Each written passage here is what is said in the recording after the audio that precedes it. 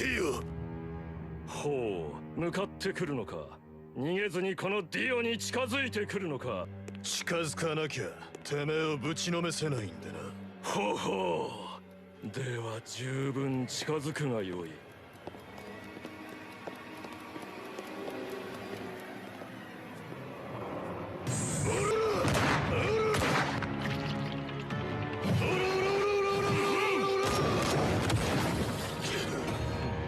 ラッシュの速さ比べか。無駄無駄無駄無駄。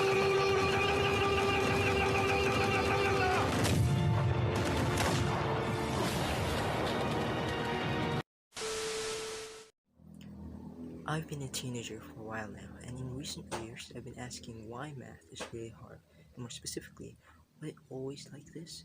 You see, I am a student, and as any student will tell you, math is very complicated. So complicated in fact that most people don't even bother. As it happened to me as a matter of fact. People now consider math to be their most hated subject. But in order for us who are on the pro-math side of the argument to discuss on real doable solutions, we must first truly understand the underlying problem.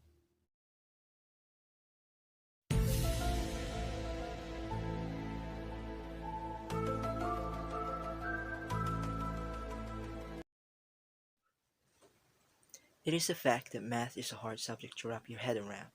What set it apart from other areas of inquiry is the fact that math is the study of questions that have definite answers. It deals with a lot of abstract ideas that are inherent in reality.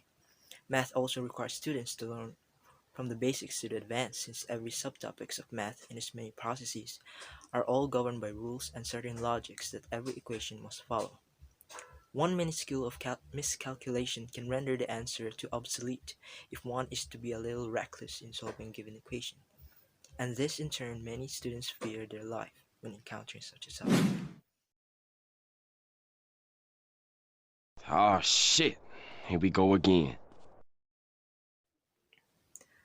Many students wonder why it is essential for them to learn it in the first place, and in some sense, they're right. Pure mathematics in isolation can only map out some ideas that are inherent in reality, unlike applied mathematics. Many students encounter pure mathematics first before they learn applied mathematics. It can be argued that some of the advanced topics in pure math are totally useless for normal people. Topics like topology and chaos theory has no use in everyday life except if you are a math major.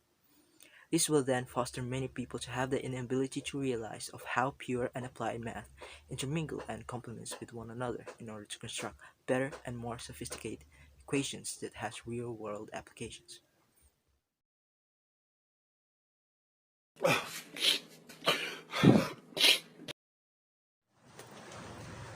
The quote, "I'm not good in math" that people like to use is true in some contexts. I think that not all people will be able to fully grasp full understanding of topics in advanced math and math found in quantum mechanics.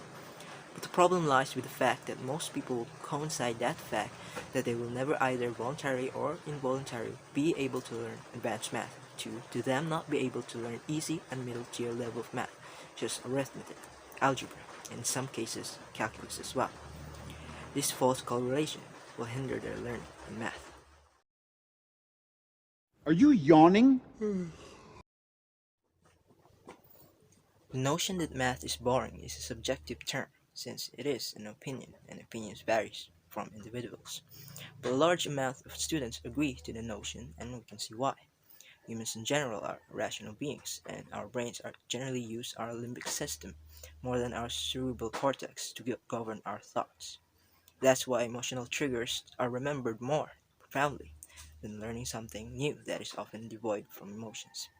The fact that learning is inherently not a social activity, and the fact that thinking hard is not fun in general, makes many students to harbor grudges on the subject, and therefore limit their ability to learn and study math.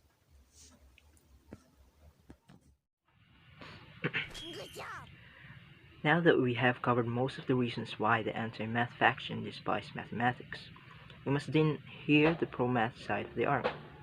Why do some people love math, and why do they think that it is essential for all people to learn the subject?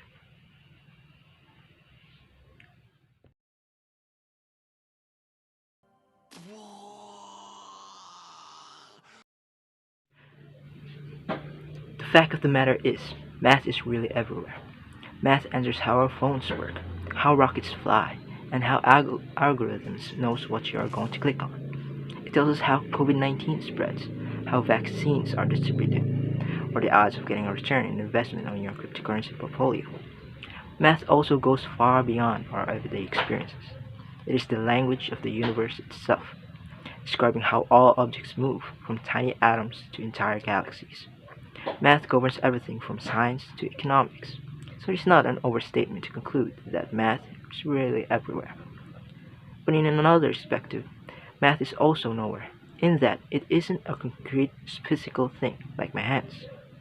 Objects that we see in space obey the mathematical laws of motion that exist Whether we write them or not, which means that mathematical truths have their own existence, independent of humans and our symbols. The fact that 1 plus 1 equals 2 does not rely on two people each putting a pen into the basket and then agreeing that the result is 2 pens. It's just true. The equation that represents this action was true long before any humans were even born. And it will continue to be true after we destroy ourselves from the disasters that is climate change. Before we dive into the future, we must first observe the rich history of math.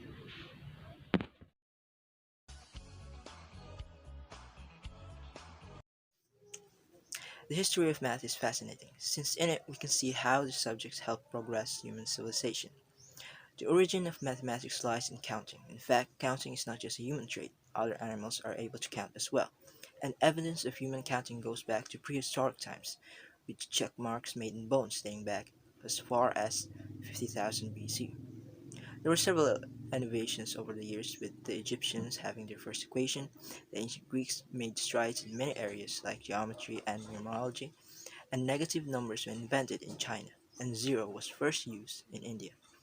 Then, in the golden age of Islam, Persian mathematics made further strides, and the first book on algebra was written. Then mathematics boomed in the Renaissance, and the most prevalent invention is the calculus, made by the great Sir Isaac Newton. In the 20th century, mathematics became more and more sophisticated as society progresses.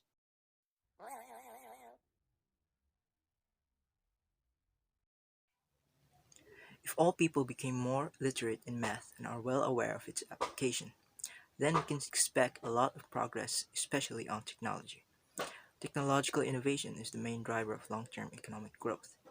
Over long timescales, the compound effects of even the modest average annual growth are profound. Technological change driven by math literacy will in large part be responsible for many of the secular trends in such basic parameters of the human condition as the size of the world population, life expectancy, education levels, material standards of living, and the nature of work, communication, health, war, and the effects of human activities on the natural environment.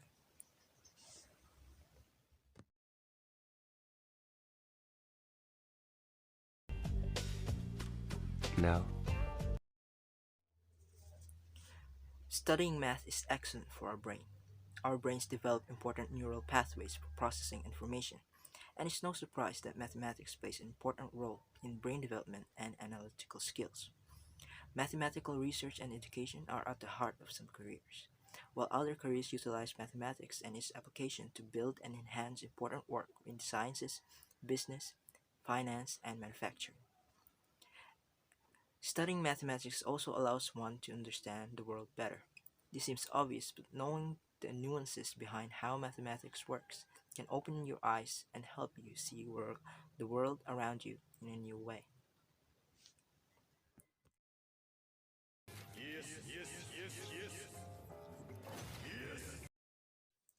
In conclusion, we can see that teaching math in schools is important so that students are better equipped for the future. Banning the teaching of math in schools would be a grave mistake. It will not just hinder the future of the students but society as a whole. Humanity must progress in order to improve our quality of life and to alleviate suffering in the world. In order to do that, one must learn math in order to solve the problems of our modern world.